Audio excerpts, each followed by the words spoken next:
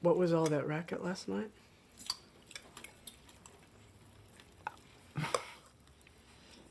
Nikki, I'm sorry if we disturbed you. You know, this is my home, too. All of a sudden, some strangers start staying over. I'm not even consulted. What's with you, kid? You just mind your own damn business. You mind your business. He's my son. Nikki, you're right. I should have informed you that Officer Westcott was going to be spending the evening. Sorry. I thought there were laws in the city against illicit cohabitation. Or are they just another big policeman's joke? Kid, you're asking for trouble. Just don't. Just don't. Oh, what are you gonna do? Shoot me with your gun? All right. Lance, okay. You just shut your mouth right now. Right now. Thanks for breakfast. Where are you going?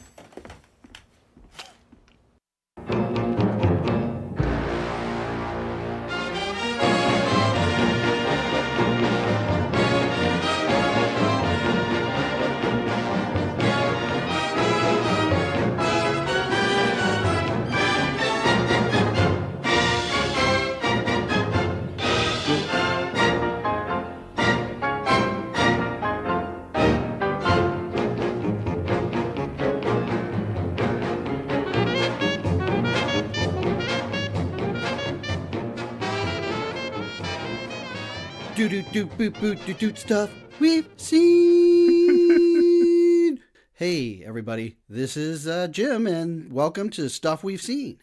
And now, if you're a celebrity and you want to get your children into the elite college of their choice, look no further than the original higher ed fixer himself, Teal. Hey, how's it going? I can get your kids into college. I can get them an athletic scholarship even if they don't play sports. Yeah, I'm assuming that you've heard the big news this morning. I've heard that. Yeah, that's in fact all the news I heard today was. That's all the news I needed today. So here's an interesting little tidbit. Way back when, in the late '80s, I went for my freshman year of college to USC, and I got into the undergrad program, but not into the film school. And it was very hard to get into the film school. It still is. And the joke back then, 30 years ago, was you had to either have a 4.0 to get into the film school, or you had to know somebody. So apparently, right. That joke was correct the whole time. Yep, knowing somebody and committing a little mail fraud always helps. We have, I like to call an industry professional on the show with us today. She is an Emmy-nominated for films and TV, and her name is Catherine Haight. Catherine, are you with us? I sure am. Hi. Yay! Welcome to the show. Oh, happy to be here. I don't know if you remember this, Cate, but I hung out with you for one entire, literally 15, 16-hour day back in the late 90s at Disneyland. And I last saw you wearing a Peter Pan custom embroidered hat with your name Cate on it. Wow.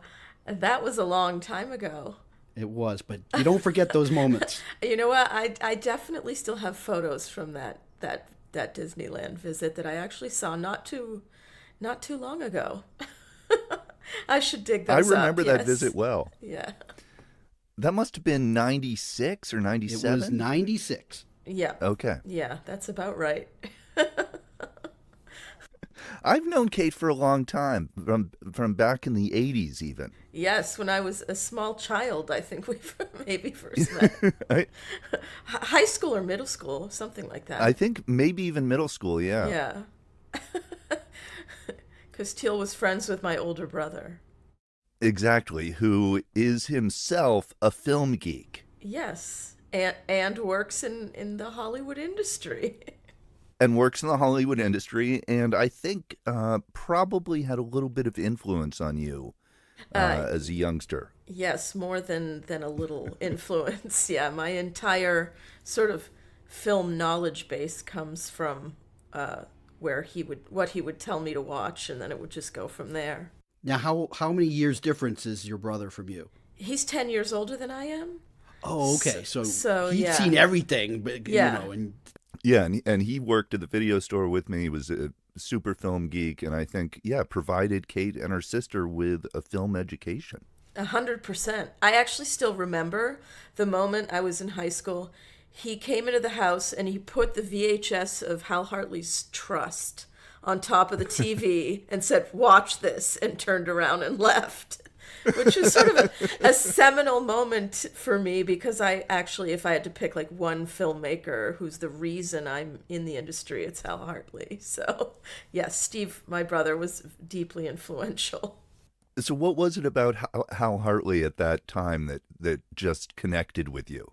You know, the absurdity of it, I think, and the tone that's just so stilted, but I found and still find hilarious. I actually watched Trust maybe a year or two ago, and it holds up incredibly well, actually. Yeah, I watched Unbelievable Truth recently, and it held up really well, actually.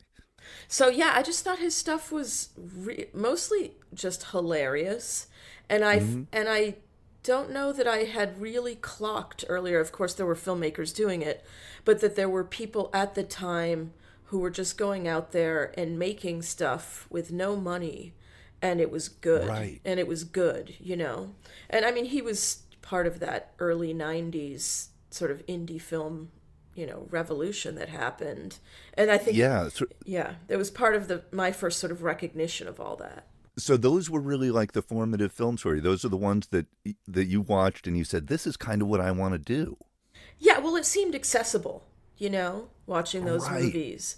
Whereas a lot of It seemed like something, it seems like something you could do as opposed to a huge special effects blockbuster. it was in reach, you know, and I loved the movies. They spoke to me in a way that, I don't know, a lot of other stuff that I love, but this felt more personal in some way and accessible. Yeah, and there is a feeling, I had this when I first saw Unbelievable Truth, as though you're sharing something kind of special. Exactly. That's so true. And it feels really personal to you, like you're the one who's discovered it somehow. Yeah, and then you become an evangelist and you want to make everybody else watch it, you know. Exactly. I know at the time, it was early on in our little podcast, several episodes ago, where we had a hidden gem and we brought up The Unbelievable Truth. And that's a film that, you know, we praise and want people to see. And here it is. It was him, that, and Trust were big influences on you. That, and then the third one is Simple Men. And actually, Hal Hartley just within the last year did a Kickstarter and restored all three films. And as what he calls the Long Island trilogy, and you can get them now on Blu-ray. Yeah, because those three films really, he made his voice present and known with those. 100%. So Hal Hartley gives you the itch, and I guess you went to film school or film program somewhere? Yeah, I went to Occidental College here in Los Angeles, and I majored in film there. Was there a point for you at which editing clicked for you? As you know, because when you're studying film, you're doing a lot of different jobs. It wasn't until after school that I figured out that it was editing for me. Yeah, like you said, in college I did some editing a little bit here and there, but when I graduated, I wasn't 100% sure where I would end up. Like everybody, you know, you're just like, oh, I'm a director, but then you realize the realities of that, and that that it might not actually be something like it became pretty clear to me pretty quickly that I didn't want to direct so badly that I was ever gonna direct, because it's so wildly, insanely competitive. Right. And I didn't have a really deep desire for that. So I basically started out working as a production assistant on a show called The Aquanauts that was on Animal Planet. Cool. Yeah, it was cool. It was a world-traveling scuba diving show, and I was on a shoestring budget. It was chaos. So I was just the in LA the local sort of runner, gopher production assistant. And they ended up needing somebody to help an editorial with log all the footage that was coming back, and it was a promotion. So I jumped at the chance, And it was on that job that I really learned Avid Media Composer, which is the software that we use. And I Right. fully started to understand and learn what the jobs were for both an editor but also an assistant editor, which is one of the good things about being an editor is that there is a ladder that you can climb while you're Right. There's you an know, apprenticeship ladder. yeah, exactly. So you can learn on the job, and you can also make a reasonable living while you're working your way up. The last memory I had of you was 1996 at Disneyland, so it feels like you're an overnight sensation. But obviously, it's a long journey Yeah. to get from the Aquanauts to where you ended up getting to. So it doesn't happen overnight. No, I was an assistant for 10 years before I was cutting, So an assistant editor. So yeah, Yeah. it's a long road, but it's a very achievable one if you're serious about it. What is it about editing that somebody who's listening to the show, who may really just be a film watcher and not necessarily an expert, what is something that might surprise them about what an editor does that they just may assume, but assume incorrectly? I think most people don't understand the importance of our role. They think that, oh, you're just a monkey who pushes buttons on the machine with the director telling you what to do, which is not the case at all.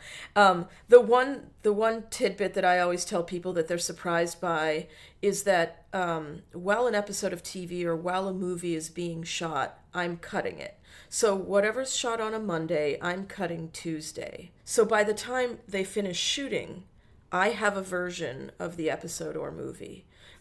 We usually, after they wrap shooting, I'll get about a week to finish putting together what's called the editor's cut. It's essentially all of my own decisions.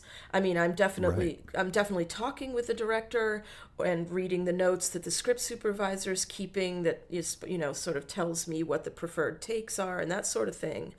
But essentially, it's my choices. And that is the version that the director and I then work from. So I think a lot of people don't realize that the very first version of any movie or episode of TV is the editor's choices, is the editor's decisions. My entire goal is to get the best version of the director's vision. So we're working hand in hand, of course, but it's really collaborative. And hopefully you've been hired because you have the same instincts as the director, but that's where the collaboration starts, from my choices. So I think that surprises a lot of people. And, in the finished product, there'll be a scene where nothing has changed from the editor's cut, and there'll be many scenes where everything has changed, so it's, of course, just a jumping off point. But yeah, so the editor has a lot of input. Are there times where the director maybe like assumes that you're going to use a certain take or something, and then you do something completely different to surprise them in a delightful way, and they think, I never would have thought of that? Yeah, definitely. It depends on your relationship with the director, how risky you can be. If you have a long relationship with them and they trust you, you can make wild choices and try crazy things. Sometimes if you're working with a director for the first time, you don't make your choices might not be as drastic, and you're trying to, be a little bit closer to what they're expecting. But definitely, I'll do stuff if it seems like something that's a good idea. I'll at least try it, and that's with cutting on computers now. You can always be like, okay, here's the normal version of the scene. Here's the wacky version of the scene that you have sort of set aside for once you're ready to tackle it with the director, and you can say, you know what, I had a crazy idea with this, and let me show it to you. So. That would be really hard to do if you were cutting physical film. Yeah, you couldn't do it. Yeah. You couldn't back then. You had your work print and you had one version at a time. Just going back for a second, at what point do you come into the process? You talk about cutting the day after it's shot. Are you there for pre-production too, sort of strategizing how it's going to work? Like, at what point do you start collaborating with the director prior to shooting? Yeah, I'm not on payroll usually until the day before they start shooting. I get like 2 days to set up and get my room ready. But yes, I am definitely around, and obviously, after I interview and get the job, it depends. It's some directors want more input from me early on than others. On Puzzle, Mark Turtletaub, who's the director, and I had a Skype call where we went through the script scene by scene and talked about every transition before he started shooting. Oh, wow. Yeah. That's very cool. Yeah, just sort of so that he could bear in mind what my thoughts were in terms about how you might get from one scene to the next. And, Right. some of what we talked about made it, into the movie. Other stuff, they never even shot it that way. But it was just, starting that dialogue. You just mentioned a film called Puzzle, and that was from last year, but it's now available. Well, you can certainly stream it, but it's also available on the Stars Network. Oh, That's it where I is? saw That's it. good to know. Good. I Yeah, didn't know it was on and there. actually, it's even better to know because I've heard you're an aficionado of aspect ratios. Stars tends to blow those prints up and pan and scan them if they're 2:3:5, but they left Puzzle in its correct aspect ratio. Thank goodness. Yeah, which they did not do for The Rider, which was really disappointing. But that was one film you edited. Another is on Netflix, is Polka King with Yep. Jack Black. There's a film that you have in the pipeline that's coming out maybe this year, is Troop Zero. Yeah, we don't have a release date yet, but hopefully I think it'll probably be this summer sometime. I'm super excited to see that. Yeah, Yes. it's so much fun, and your kids are going to love it too. So, Yes. We've just done an episode to talk about the sort of lack of certain types of films for kids, especially for Teal, who has daughters, and Yeah. maybe not a lot of good films for them to watch. So Yeah, Having two daughters, that it really limits. it's well, it doesn't eye-opening, limit, but isn't it? it's an eye-opening thing. Yeah, and that's what Jim basically said. that's right, Nathaniel. You keep it up. But Jim kind of said, Jim has two sons, and so he sort of said, well, I had never really thought about that, but Right. And as men, you don't think about it either, right? right, yeah, We but do it's think about it, certainly- just not as much as we well, would. If well, we sure. were women. Yeah, because it's not pointed out to you, yeah. But my daughters certainly pointed out. Yeah, and it's one of those things that once you notice, you can't not see it everywhere. That it's all the Yeah. movies are about boys. Now, you also edited, and people may have heard these credits more, is you edited several episodes of Mozart in the Jungle, which is an Amazon TV show, correct? Yep. And then I would say probably the most noted one, and we're going to spend some time talking about it because I went down a rabbit hole and binged the entire series, is Transparent on Amazon. Yeah. And so, that there's a lot to talk about there as far as what I think you were able to achieve from an editing standpoint. But those are some of the credits just to familiarize the audience that we aren't trying to fake you. We got somebody that's real and genuine here on the horn, and we're very excited. Yep, I'm the real deal. So, okay, as we're going through the chronology here, my other question is, was there some film that you saw that you said, oh, that was sort of like a revelation for you in terms of editing, where or a film that you sort of hold up as being like, this is kind of what an editor does. This is a great example.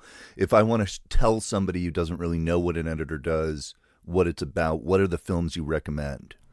I mean, it's one that people bring up a lot, but I think Out of Sight is one of the most beautifully cut yeah, I films. love it. And Okay, great. That's a great hidden gem, kind of almost. It's been yeah. Now, so you like that movie, correct? Oh, I love that movie. Yeah. Yeah, it's one of my favorites. It was marketed terribly, but I still went to see it, and I couldn't believe how great it was. Yeah.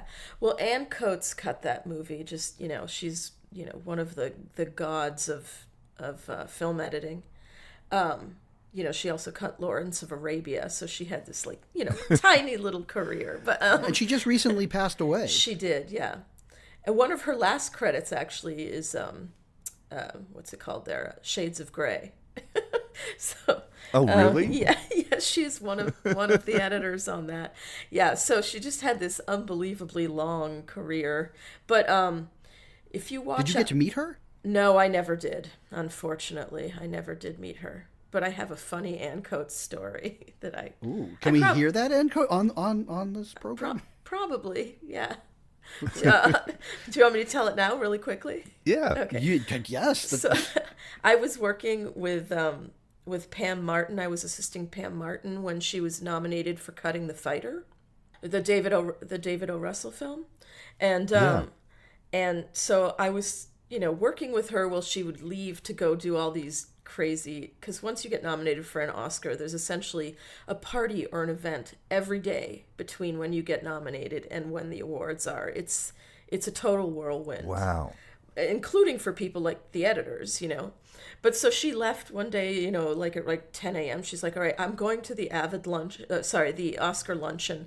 I'll be back, in the afternoon sometime. I'm like, oh, okay, just the Oscar luncheon. Have fun, She comes back and she told me that, she's like, oh yeah, they put me at a table with Ann Coates. It was amazing. And we were talking about what I was nominated for, and I told her I was the fighter. Oh, who directed this? Oh, David O. Russell. And she said to me, ah, yes, my dear friend George Clooney punched him in the face.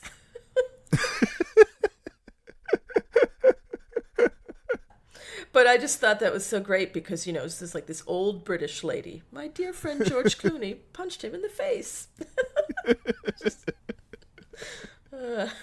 But anyhow, what was I saying? So Out of Sight, that's a great pick. Out of Sight. So yeah, Ann Coates cut Out of Sight. And if you watch that movie, the sex scene specifically, it is just so unbelievably well cut. It's cross-cut between them in the bar before they go up to the hotel room, and then them in the hotel room. Oh, that's right. And it wasn't shot that way. It wasn't written that way. And that all happened in editorial. And it's what makes it so brilliant is the cross-cutting. What's happening in the bar is as sexy as what's happening in the hotel room. It's the two of them together, those two elements, that really just make it so great. Wow. Okay. So that's the kind of thing I'm always fascinated by, that finding something in the editing room that wasn't foreseen in the script. We do it all the time. All the time. We're reinventing stuff in editorial. Moving scenes around, restructuring things, cross-cutting things, taking shots from one scene and putting them in another, because they didn't shoot it properly. And I've always thought of the editor as the final writer on the film. Yeah, I mean, I forget who it was, but it's a pretty famous quote that says, the edit is the last rewrite.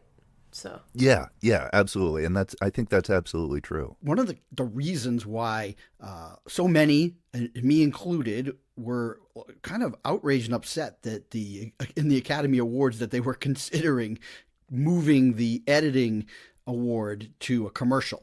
Editing is the one part of the art form that is unique to cinema, that you don't edit in any other form of art. You write in literature. You write, photography is like cinematography. Editing is unique to filmmaking. And yeah, yes, we weren't happy about that.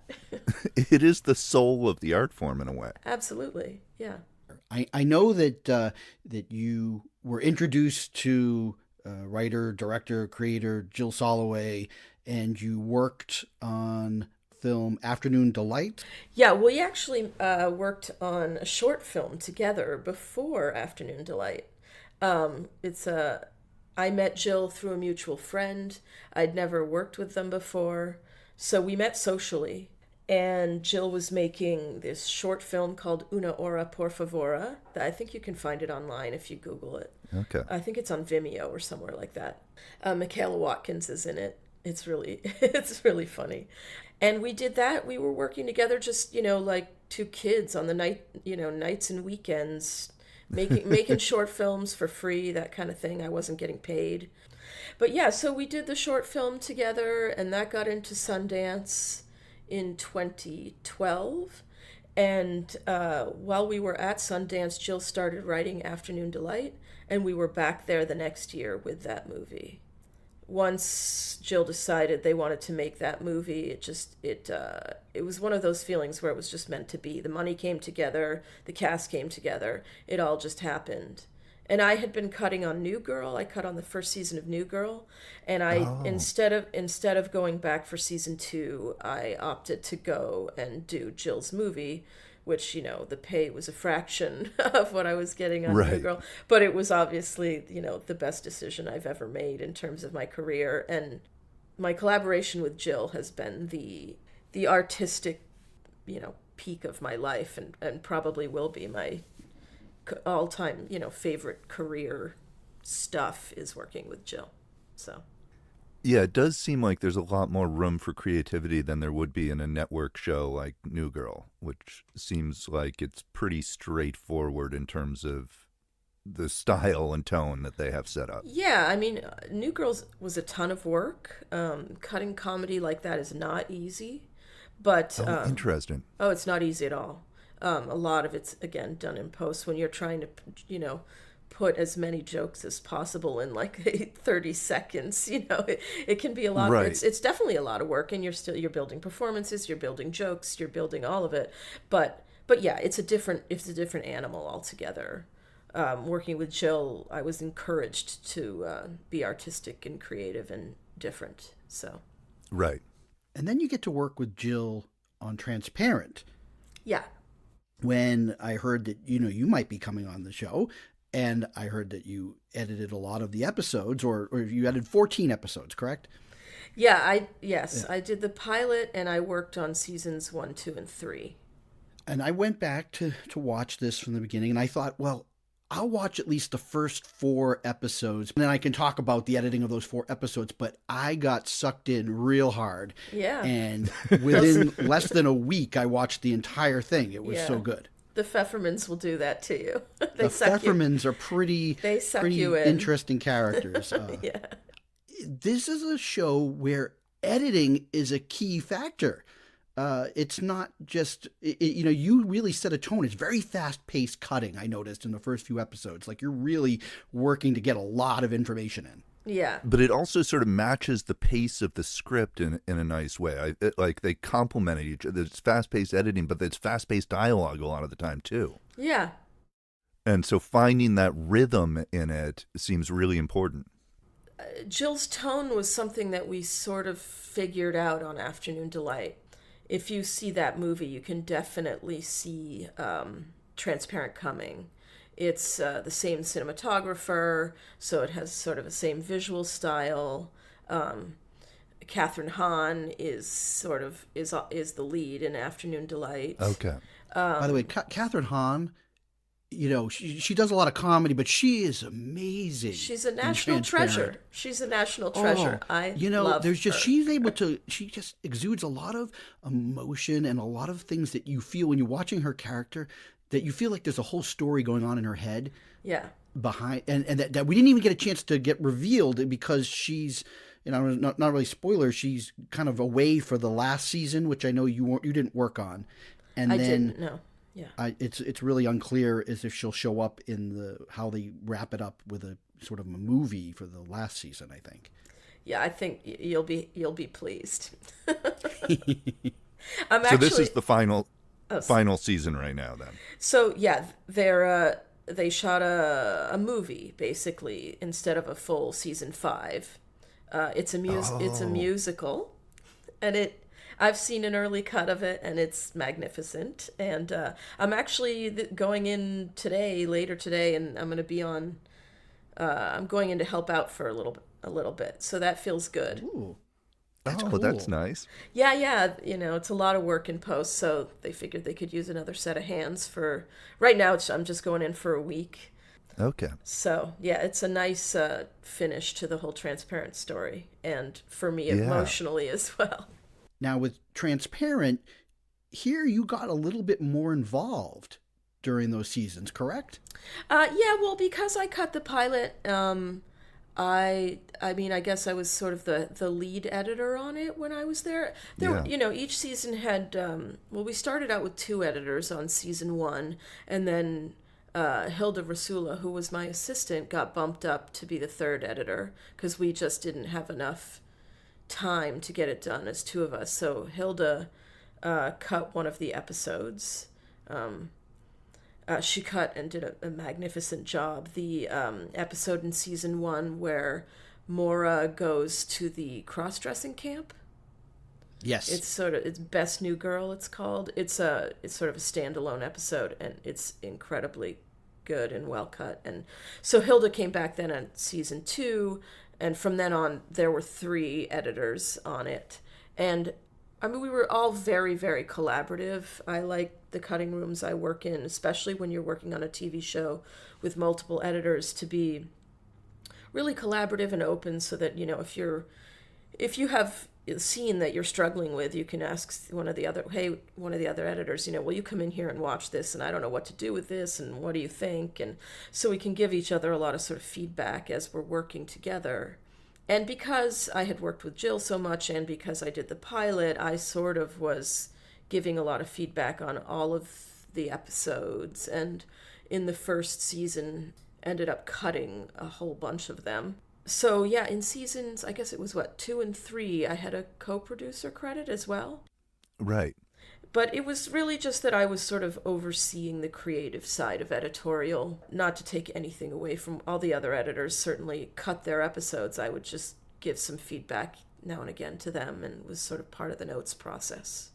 Now, when you're on a series like this, are you completely unseen to the cast and crew ever, or did you ever get a chance to, you know, visit the set and kind of understand how things were working there that you could take back to the editing room, or it's strictly footage comes in and you're working on it and everything that you do from a decision standpoint is all behind the scenes and not really ever with the set people? I didn't go to set often. Once in a while we would go. But I did see the actors at the table reads. We would all go to all the table reads, which was great. They're always really fun, too, because everybody just sits around a table and reads the script. And, you know, when you're shooting a TV show, you have a table read every, I don't know, week and a half, 2 weeks. So you get to see people pretty frequently. And the actors certainly all knew who I was, yeah. After doing several seasons, and maybe this is one of the reasons why you decided to venture off into other things, do you find that even the cutting, there becomes almost a formula for, this episode is going to be this many seconds for this cut, and it just starts to fall in a pattern? It becomes almost so easy that, you know, you can turn it over to other people and you say, well, I want to maybe do something different. No, there's nothing about any episode of Cutting Transparent that's easy. It seems, I mean, again, when I watch it, it really feels like a film that I'm watching and not a TV series. What does TV even feel like now? You know? Right, exactly. But no, Cutting Transparent is not easy. They do a fair amount of improv or experimentation on set. That's what I was just going to ask, yeah. And the camera work is, Jim's approach is that he approaches it like the camera is another character in the scene, so you never really know what. And some scenes they shoot more traditionally because they don't have time to do every scene this way. But there'll be scenes where you don't have any 2 takes that are the same in terms of the camera work. Right. Oh, and so now you're having Yeah, so piecing it together is not easy. It's almost like cutting documentary in that you have to find the reaction shots. You have to find the pieces, you know. There's a lot of work that happens in editorial on Transparent. Now, I noticed that both on the original first episode of Girls that you edited, and then, you know, pretty much the whole series of Transparent, there's a lot of kind of graphic sexual content in the shows. Very frank. But sure. You know, from an editing standpoint, obviously you have to be somebody that's comfortable with that, but you also probably feel like you have a really big responsibility to the actors involved in those scenes to make sure that they're cut in a way that is not, you know, gratuitous or would make them feel uncomfortable. Yes, of course. Yeah, you're always looking out for your actors in sex scenes and in any scene. You're protecting your actors. I don't really have a problem cutting that kind of stuff. Yes, I definitely tried to approach it, and I think this is why being a woman in these situations is helpful, because, and Jill specifically, we had many conversations about this, about not having it be male-gazy. The sex scenes are not there just to titillate men. You know, it's more about And if it's there to titillate anyone, it's women, you know. So you have to, Right. as an editor, when you're cutting that stuff, you really have to bring yourself to it, which you do with everything that you cut. But it's really about, like, what do I find is a turn on? What you know? I mean, you're ultimately the first member of the audience, so Right. you just have to go with your instincts in terms of what you think is hot or sexy or a turn on or whatever it might be, but of course without being gratuitous or unnecessary. Do you find that's difficult sometimes to go? I mean, you see all the footage, it's all there. You see all the sort of insides of the puppet, I guess, right? Yeah. You see how it's all constructed, but then at the same time, you have to pull back and get a little perspective and be that first audience member. Yeah, How do you manage that? you really just have to sort of trust your instincts, and I all editors will say the same thing, is that you just have to be in touch with your emotions and be able to go there if it's a really sad scene, to like lean in Right. with that, and or if it's funny, you know, maybe try the absurd stuff that, you know, a lot of what happens on Transparent is they shoot, there'll be a take that if you just watch the take on its own, it just seems absurd and ridiculous and way over the top or way too emotional or just Right. inauthentic in some way. And yet in small doses, you can use small pieces of it. It elevates the whole thing to another level. So you just really have to trust your instincts and be in touch with what you think the scene should feel like emotionally. I mean, Right. I cry all the time at work watching footage that's supposed to make you cry, you know? Yeah, so you just really have to be in touch with your own emotions and be able to channel them into what you think the emotion of the scene should be. At least that's my approach.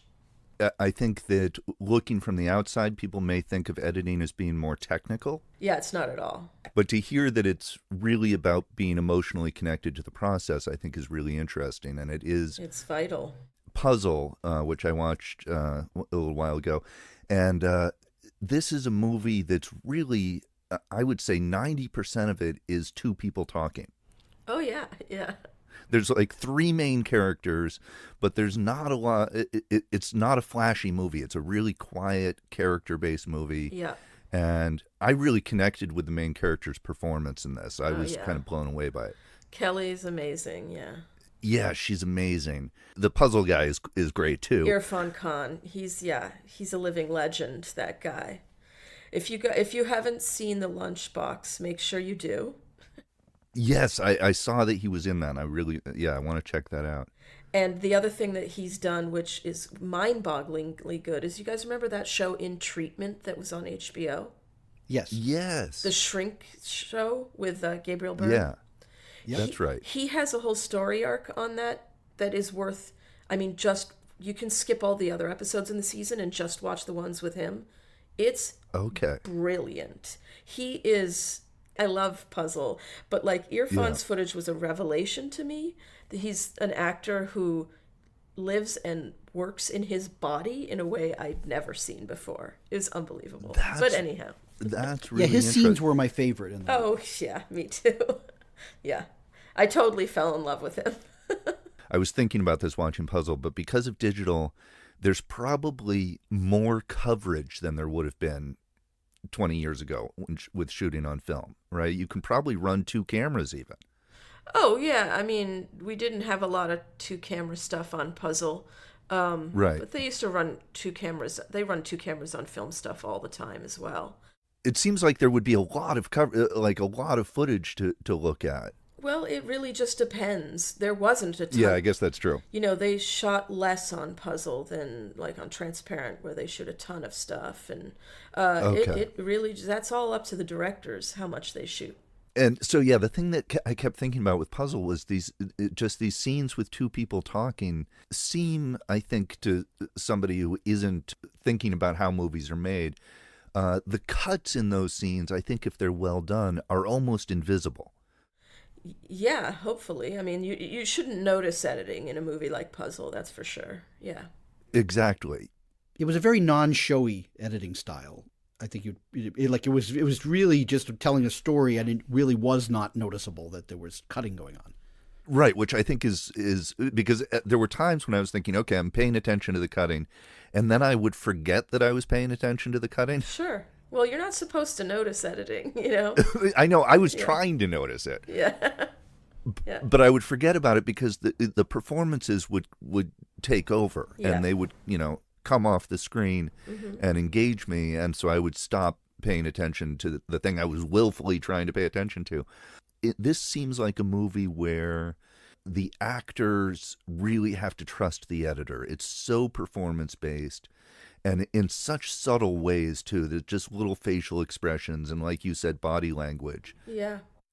Can you just talk a little bit about like how you find a performance and find these subtleties in these scenes that are really just two people talking but need to work on this emotional level? Yeah, I mean, working with actors like Kelly MacDonald and Irfan Khan make my job easy in that sense.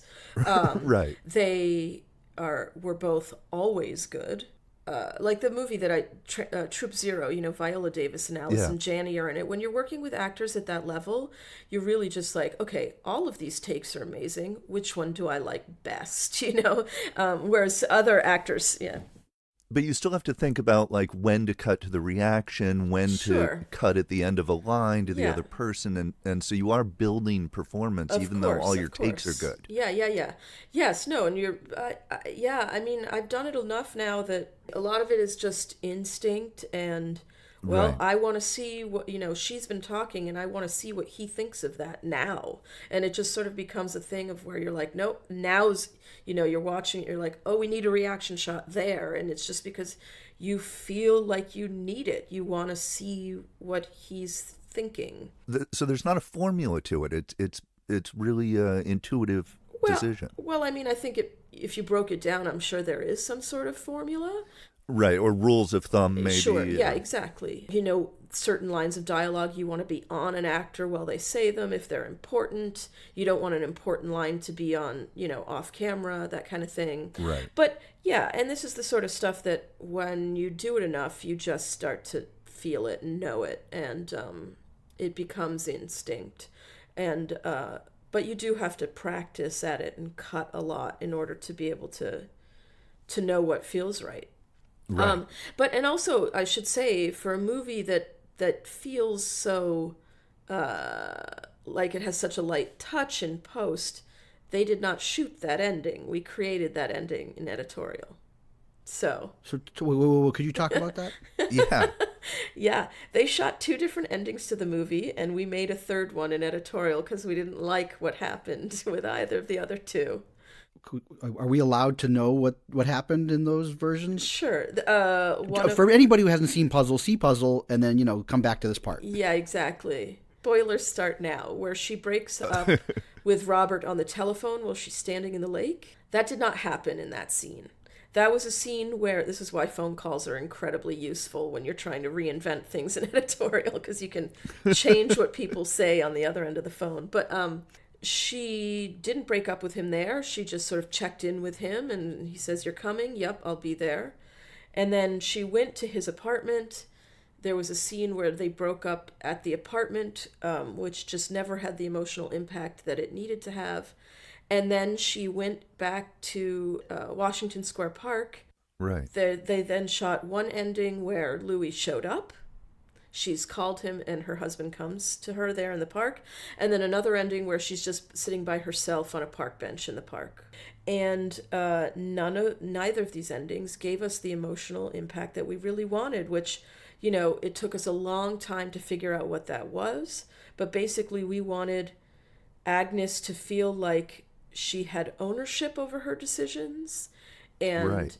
And the scene where she and Ziggy, when they're cleaning out the lake house, the cabin Right. by the lake, was a reshoot. They never shot that scene initially. It was never in the script. Oh, interesting. And that was actually an idea that I sort of dreamed up, was that, Ziggy she's had these 2 scenes with Ziggy where they have like a heart-to-heart. Ziggy's sort of the one person in her family who she opens up to. And so it felt like we needed one more beat where we could sort of think, okay, if we needed to decide when Agnes decided that she was not going to go with either guy and that she was going to, do something for herself, that it would be in that scene. Well, she doesn't explicitly say it. If you want to, reverse engineer the movie and say when was that moment, our thought was that it would be there. So then we totally, because we had all this footage, and I should say we had another editor who came in at the end, worked with us for about a month, so that it was me, Mark, and his name's Joe Landauer. He was the one who really cracked the ending. Sometimes, you have to have another set of eyes when you're you're in so deep you can't see the forest for the trees after a while. So having fresh eyes can be incredibly helpful, and Joe was a miracle worker and really took the movie, all of us working together, but his input was invaluable, and he just leveled that movie up, I really think. This is based on an Argentinian film, right? Right, which I still haven't seen, actually. You guys struggle with the ending, but what was the ending of the original? I think she ends up back with her husband. So in no version she gets to go on to Puzzle Glory. No, I know. I always can't we just go? But, yes. We didn't have footage to create that, but no, I never saw the original, but no, she didn't go into Puzzle Glory. I like to think that Agnes became, a solo puzzler superstar. So I actually, my wife and I do puzzle. Oh yeah, and I do now too. My brother-in-law, he's a solo puzzler. Yeah. And whenever he has a puzzle set up and we go over there, you are never to touch that puzzle. Oh, wow. Because he's working on it and he gets really upset. He's the super nicest guy in the world, but you cannot touch his puzzle. That's so funny. Since that movie, I now always have a puzzle going in whatever cutting room I'm working in, which is a nice way to take a little break. It's a great metaphor for putting a film together. It really is, yes. Yeah, I had to avoid making puzzle puns all the time when I was talking about cutting that movie. So after Transparent, you get a chance to work on some features, or maybe I don't know whether you were approached or you decide that you want to go into that. But was Polka King the first? Yes, Polka King was the first one after Transparent. I mean, I had done Afternoon Delight before. And when I was an assistant editor, I worked on a ton of movies, or several movies, I should say. But yes, the first one after Transparent was the Polka King, then Puzzle, and then just now Troop Zero. Which you think will come out this summer? I hope it does. Yeah, we don't have the release date yet, but now will that be a fairly independent release or? I mean, Amazon produced and is distributing it, so they distribute their movies like anybody else does. So I mean, what do you mean by indie? Well, I mean, again, it's not going to be a 3,000 screen, but I definitely think it has commercial appeal. I think they're still figuring all of that out. I'm not sure how wide a release it will have, but it definitely is bigger than a movie like Puzzle, for example, in terms of its commercial. Which did get a release, not in the theater near where I live, but it did actually. If I was back in Massachusetts, I would have probably been able to have seen it. In the theater. Do you have anything maybe in the works and the next big thing you're going to do? No, not specifically. I am. Come on, Hollywood. No, get Cate. I mean, in there. We need to see you at the Oscars. I just finished on Troop Zero in January. So I haven't been off for very long. But yeah, like I said, I'm going to be going to help out on Transparent just for a little bit, and then Disney's streaming platform, which hasn't launched yet, is turning High Fidelity into a TV series. Oh, I know. Hello. And they're doing a gender reversal on the main role. So Zoe Kravitz is playing the John Cusack part. Cool. Yeah. So and of course, her mom was in the original. I know. Isn't that funny, right? It's present day, and this one's going to be set in New York. But anyhow, so I'm going to cut the pilot for that, or I'm scheduled to cut the pilot for that, start that in April. Oh, that's exciting. Cool. Yeah. And so from then, after that, just... in the meantime, just looking for the next feature. Well, I'm hoping that Troop Zero actually comes out in the theaters. I can see it with my kids because it seems like it'll be fun. Yeah, I hope it does too. I really hope it does too. So a couple of funny things in the Pfefferman's dining room. Yeah. In the early episodes, they have a Whitco in their dining room, which was this sort of piece of kitsch art from the 50s and 60s, and it was mass produced. And this one was a Viking ship with an orange background. I have that exact 100% exact Whitco in my dining room. And so when I saw that, I was like, I can't believe it. They got the same Whitco that I have in my dining room. And then I don't know, it's obviously got to be a running joke, is the Pfeffermans are always smearing things on their faces. Oh, yeah. Whether it be food or lipstick or whatever, they've always got this smear thing going on. I didn't know if there was like a joke, an in-joke that now you guys are all just starting to put in all the time. And well, not about smearing specifically, but the food thing, yes, and the sloppy eating and just the grossness of what it's of eating and is definitely a reoccurring thing. Yes, 100%. I got really obsessed with the show for a week there. Yeah, and you messaged me about that one episode in season 2. It's a bottle episode, and it's during the Weimar Republic, season 2, episode 8, I think. And that was another fantastic one. Teal, I don't think you're as far along. I'm not as far along, yeah. But, that just showed it. I don't want to say the word, it changed the way I thought about things, but I feel that it exposed me into a world that, and I think that was one of the the purposes of the show was to introduce people into a world of what it is to be a transgender person, and that experience, what happens to a family when they're dealing with that. But more than that, I mean, it seems like there's a lot of issues that each family member is dealing with that stems from their childhood and and inherited trauma. Yeah, that's what I thought was really fascinating. This idea of inherited trauma, and I think the show makes a really good case that's a real thing.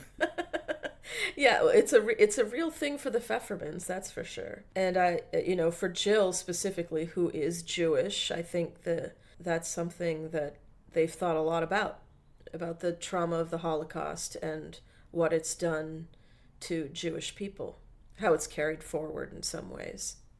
Well, also a lot of the secrets that families hold on and pass along, where it maybe, and that's where in the different seasons various secrets get unveiled, and then the characters themselves start to learn from that and think differently about themselves now that they know what this secret was. Yeah, definitely. It's all secrets. Yeah, so I think it was a very powerful show, and I am sad that it's kind of ending, even though I just got into it. But I'm happy that there's a final installment that I'll be able to watch. Absolutely, yes. And it's... When does that come out, that final installment? I don't know. I don't know that they have a date yet for it. They're still working on it, but I would imagine that it'll be done within the next, if I had to guess, they'll finish post in the next 2 or 3 months, and then after that, it's always up to Amazon in terms of when they decide to release things. So we talked about a lot of different types of scenes and stuff you might be editing, the more frantic dialogue scenes, these quiet things and puzzle. Is there a type of scene that is your favorite to work on? I mean, I get excited just about emotional dialogue scenes. Yeah, anything that has real emotion in it. I do not get excited about cutting action and that kind of stuff, which I know a lot of people do. Although I would say that some of the sequences in Mozart in the Jungle with the orchestra were really fun to cut. Okay, yeah, and those are almost like action. Well, yeah, but anything that has a lot of music in it I enjoy too. Like, Transparent, there'll be a sequence with a song that plays over the end and you're just intercutting the different stories. Right. Your different characters that sort of becomes this big sort of montage at the end of an episode. That kind of thing is always really fun to me and fun to see come together. There's a lot of stuff that I really like. Yeah. No, but it's really interesting that the key for you is kind of the emotional content. It really is. Yeah. Yeah, stuff that makes you feel something, It's fun. We get to manipulate people. We get to make people cry or angry or whatever. And it's nice to be able to pull those strings. It's fun. Okay, so you mentioned Out of Sight. Are there other films that you want to tell our listeners about that have great editing? Or have bad editing. Or bad editing. This is my take, is that at your level and the level that you have to be able to touch a film, I'm not sure that you'd see most films that have bad editing per se. I think everybody's such Yeah. an expert, but I mean, you may notice something in a film that's like, oh, that wasn't handled very well, and it's probably from the editing standpoint. Sure, there are times where there's stuff I would do differently, but no, I think that's generally right. Is that you don't get to the level of cutting stuff that you're going to watch on TV or in movie theaters unless you know what you're doing. Yeah. And look, there are always sacrifices that you have to make along the way, And so sometimes you do find yourself in a position where you're picking the lesser of two evils, and you just do what you can to make it work. I suppose if it's not well directed and you don't get the footage, then you can only do so much with it, right? That's definitely a factor at times. Bad acting is a tough one too. You're always trying to cut around some actors, but you do what you can. And sometimes you watch, an actor's footage and they're terrible, and then they cut together well. So Right. it's a crapshoot, but you do what you can. Now, do you still go to, like, now that you're in the industry, does that turn you off from going to the movies, or do you still like to go? No, I Well, love sometimes you might be, I'm so sick of it, I've been cutting something all day, I'm not going to go see a movie. I still just get caught up in movies like I always have my whole life, unless I'm watching for something specific. But like Right. Teal, you were saying, you were trying to pay attention to the editing, and then you would forget to pay attention to the editing. That happens to me all the time. I mostly only notice editing if it's bad. Generally speaking, I just still get caught up in things. I mean, there are movies where the editing is more obvious that I think it's really nice. It's like, movies like Whiplash, Right. where it's musical and it's all about the editing. And Tom Cross, who cut that movie, is actually a great story. He cut it was based on a short film, the movie. He cut the short film. Oh, that's right. And he was still assistant editing and left a job as an assistant editor to go cut that feature, and then won an Oscar. It's like everybody's dream, right? Like, you get your big break and you win an Oscar. But And then did he also cut La La Land? Yeah, he sure did. And First Man. He works. And with, First Man. Yeah, he works with Damien Chazelle all the time. What are your favorites from 2018? Movies that I love. My favorite movie of the year was Can You Ever Forgive Me? That was one of my top 10s. I love that Yeah, movie. I just loved it so much. To me, it had a quality of the kind of movie they don't make anymore. Oh, 100%. It felt like if I was watching it in the early 90s or something. Yeah, it was so good. And the performances, I mean, I loved that movie. I loved Leave No Trace. Oh, That was the one I was just telling you about Yep. the other day, Teal, that you need to see. It's great. Yeah, Jim was telling me yesterday to see that. It's yeah. great. It's Ben great. Foster. Yeah. Really, really good. I really, really liked a movie called Blind Spotting. Have you guys seen Blind Spotting? I've heard it. What is that? What? Could you refresh me? It's about a guy it's in Oakland. So it deals a lot with the gentrification issues, but he witnesses a police shooting. He's got I think it's 3 or 4 days left to his parole, and it's just about not getting in trouble for those few days. But it's incredibly funny and sad, and just has a real vision and voice. And it made me really curious about what that filmmaker is going to do next. I, of course, can't remember the filmmaker's name right now, but it's always nice when you find somebody to watch. Yeah, which also makes me think I also loved Sorry to Bother You. Yes. Yeah. We talked about that on the show because that was a very interesting film. Talk about a filmmaker who you want to see what they do next, right? Like that one. No kidding. That one is just like, whoa, this is amazing. I'm just so happy that movie exists, There's a few I haven't seen, which I know I will love. Like, I haven't seen The Rider. I haven't seen First Reformed. I know these are movies that I will love. I love them both. How about Cold War? That's my other favorite. I still haven't seen it. I know, it's inexcusable. I know I need to see it. It's almost like not seeing Roma, right, Teal? It's almost like not seeing Roma. That's the joke. He has not seen it. Oh, really? I got to see Roma projected in 70 millimeter, which was pretty great. That's what I want to see. And Yeah. unfortunately, the only time I could have seen it, I'd had to have gone back to Boston, and it was a snowstorm that weekend, and I couldn't go. So Yeah. I had to see it just on Netflix, and I really feel like that's a movie, if I saw it projected on 70 millimeter, I would have just been absolutely blown away. and I was blown away even on the small screen. But Yeah, it was magnificent. I'm really glad I saw it that way. That's for sure. And in Dolby Atmos, the sound design in that movie, is a huge part of it. Like, it is. He uses Atmos in a way I'd never heard it used before. There were some things about it that I didn't like, but it was like, at least he's doing something interesting with the sound, Yeah. That's fascinating. Oh, yeah. Okay, I didn't know that. Yeah, yeah. I have Atmos at home, so Hook up that Atmos, buddy. Well, that's the thing. You do actually have a nice setup that you could watch it. I don't know why you haven't seen it. yeah. Now, one of these days I'll watch it. No, you have to watch it. Yes. But I had to watch Skyscraper first. See, you're laughing, Kate, because you think it's a joke, but I'm telling you, it's not. Oh, well, no. I mean, we all have our guilty pleasures, which actually is a term I hate. We all have our pleasures. Yeah, I should say. Yeah, I don't feel so guilty about That's it what sometimes. I'm saying. Well, I do. I feel guilty because I'm not watching Roma.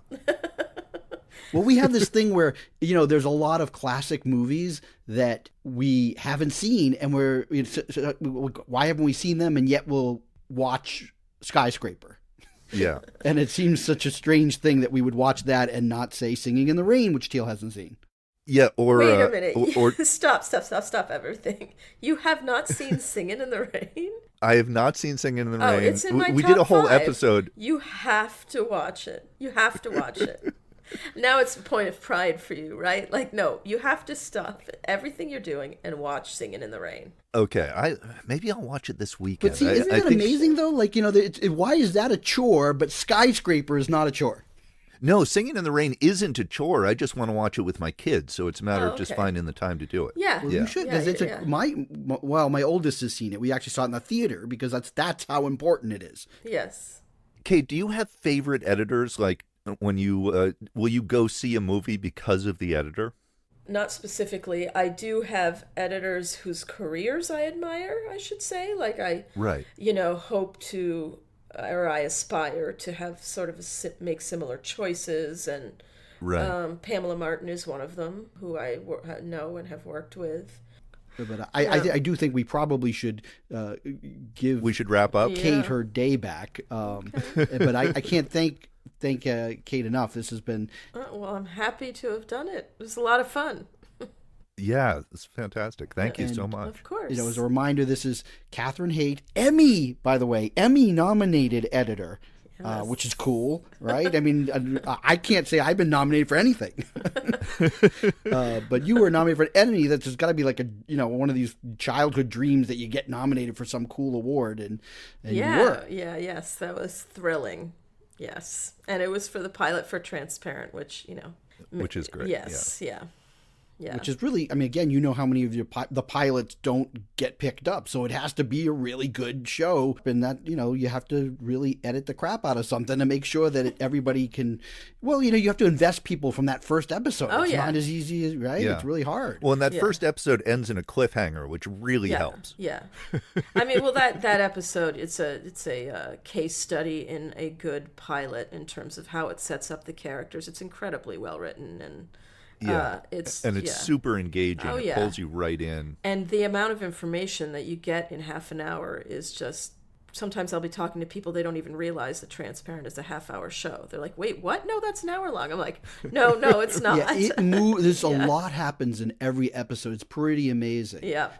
And the dialogue is packed. Yes, absolutely. Yeah. Now, because see, this is where the show is going to go longer now because we brought up the pilot. We were just wrapping up. Well, we were, but then you mentioned the pilot, and of course, for those who don't know, and I do because I became a Transparent junkie, that you shot a pilot, and as sometimes is the case, when it got picked up for series, was it that one of the actors wasn't available, and I think that actress was replaced by Melora Hardin, who's Tammy.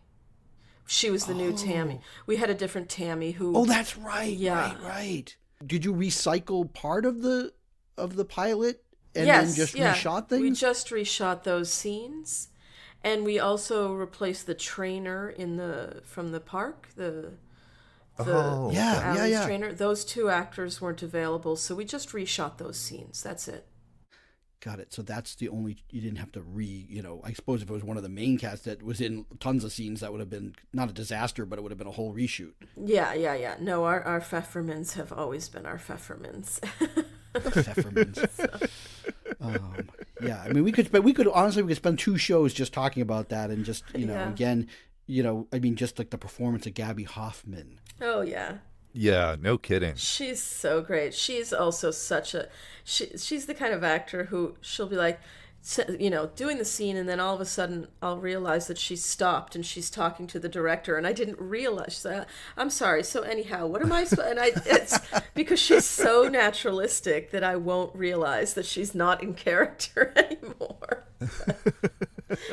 Yeah, and because I hadn't seen her in years, and she really sort of had dropped out of acting, and then I first saw her back in Girls, because I Right. watched every episode of that show, and I didn't know that she was on Transparent until I started watching Transparent. Yeah. Yeah, she's an incredibly engaging performance. Oh, on that. she's- Well, yeah, she's all the the best, yeah. performances on that show are great. Yeah, they really are. Yes. All right, so now I'm going to say goodbye again, Okay. for real this time. Now we'll try to wrap up again, Yes, and hopefully maybe Cate will come back and at some point in the future I'm happy and to. plug Troop Zero. Yeah, sounds good. Let's do it. Awesome. On behalf of the staff here at Stuff We've Seen, We'd like to thank our sound engineer. And all the little people that make it possible. But I hope everybody had a great time. I know we did. And again, our multitude of thanks to the great Cate Haight. Thanks, Yes. guys. It was fun. Thank you. All right. All right. Goodbye, everybody. Bye. Come on with the rain, I've a smile on my face. I walk down the lane with a happy refrain, just singing in the rain.